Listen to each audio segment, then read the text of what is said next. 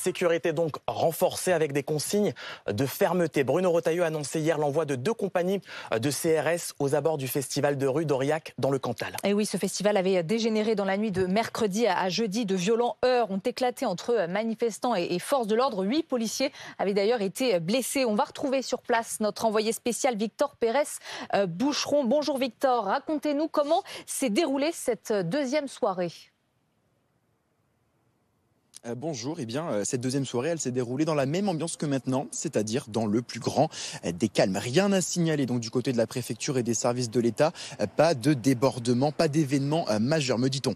Donc aucun débordement à signaler au terme de cette deuxième nuit. Il faut dire que la très forte présence policière dans le centre-ville a dû dissuader le moindre mouvement de se former avec l'envoi de 2 compagnies de CRS, vous l'avez dit, et notamment cette compagnie de CRS, la CRS 83 spécialisée dans la gestion d'émeutes. Dès 21h, donc on a pu voir des dizaines de grappes de CRS patrouiller dans le centre-ville, se mêlant aux festivaliers, ces mêmes festivaliers qui continuaient leur soirée dans une ambiance bon enfant, une ambiance festive. Mais dès lors qu'on leur posait la question sur les événements de la veille, on sentait une forme de tabou, de gêne pour nous expliquer ce qui s'était passé. En tout cas, voilà, tout ça pour dire que la nuit dernière s'est globalement très bien passée, c'est même très bien passé. Rien à signaler ici à Aurillac. Une nuit plutôt calme. Merci Victor Pérez-Boucheron, accompagné